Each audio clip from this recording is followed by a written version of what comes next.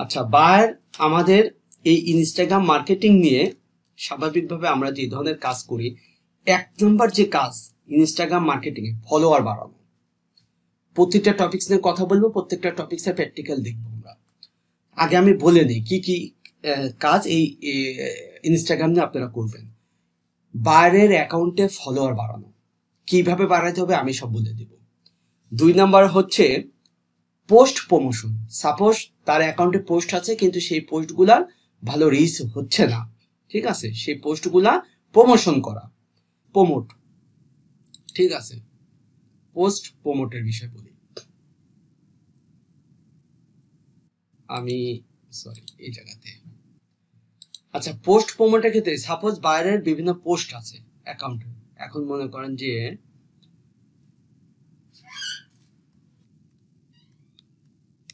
Mobile,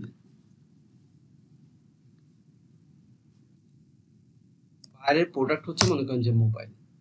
এই যে mobile দিয়ে হ্যাশট্যাগ দিয়ে আমি সার্চ করলাম,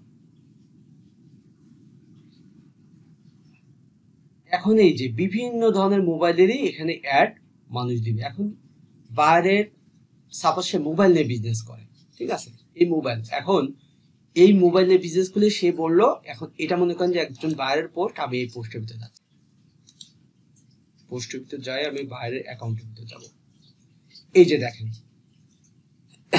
এই বায়ারের 859টা পোস্ট আছে, 125K ফলোয়ার আছে, ফলোয়িং সামান্য কিছু, কিন্তু ফলোয়িংটি ইস্যু নেই, ইস্যু হচ্ছে এটা, এবং তার ভেরিফাইড পেজ।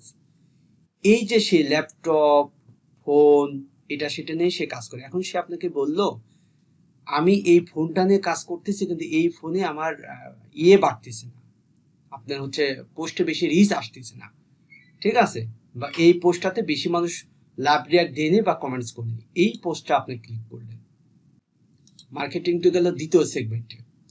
এই পোস্টের মধ্যে আপনি হ্যাশট্যাগ দিছে, দেখেন আপনার এই পোস্টটা রিচ বাড়ানোর জন্য মূল কাজই থাকবে আপনার হচ্ছে এই হ্যাশট্যাগ গুলা পরিবর্তন করা। তার মানে হ্যাশট্যাগ গুলা ওই ফোন এবং আনুষঙ্গিক কোন হ্যাশট্যাগ গুলা বেশি পরিমাণে ইনস্টাগ্রামে মানুষ সার্চ করে সেই হ্যাশট্যাগ অ্যানালাইসিস করতে হবে আপনাকে। অ্যানালাইসিস করে আপনি এই হ্যাশট্যাগ গুলা ভালো করে দিতে হবে। এই হ্যাশট্যাগের উপরে এই পোস্টটা রিচ করবে। মেন হচ্ছে এই হ্যাশট্যাগের খেলা। দ্বিতীয় হচ্ছে আপনি কিছু মার্কেটিং করে দিলেন, অর্থাৎ এই পোস্টের প্রমোশন যদি করতে হয় আপনি হ্যাশট্যাগ অ্যানালাইসিস করে, হ্যাশট্যাগ একটা পোস্ট তৈরি করার সময় হ্যাশট্যাগের বিষয় আমি দেখাবো, তাহলে দ্বিতীয় কাজ পাবে এই পোস্টের বিষয় আপনি করবেন। তখন আপনি অ্যানালাইসিস করতে হবে যে পোস্টার হ্যাশট্যাগ আমার সঠিকভাবে সেট হচ্ছে না, এই হ্যাশট্যাগ আপনাকে ওই প্রোডাক্টের উপর ভিত্তি করে অ্যানালাইসিস করে হ্যাশট্যাগ কভার করে দিতে হবে। তাহলে আমি হ্যাশট্যাগ কোথা থেকে নিব, আমি দিলাম Instagram, Instagram hashtag generator, Instagram hashtag generator আমি লিখলাম। লেখার পরে যে এই সাইট থেকেও আমি গতকালকে নিয়ে দেখাইছিলাম, এই সাইট আছে, এই সাইট আছে, এরকম অনেক টুলস পাবেন, ঠিক আছে, এই যে হ্যাশট্যাগ জেনারেটর, অল হ্যাশট্যাগ, অনেকগুলা টুলস পাবেন, সেই বিভিন্ন টুলস থেকে আপনারা এই হ্যাশট্যাগ গুলা নিতে পারবেন, নিয়ে আপনি এখানে কভার করতে পারবেন। এই পোস্টটা ক্লিক করার পরে আপনি এই যে পোস্ট, একটু এই পোস্টটা দেখেন, পোস্টটা কিন্তু সে সুন্দরভাবে সাজাচ্ছে, হ্যাশট্যাগ ম্যাশট্যাগ সবই দিচ্ছে, ঠিক আছে।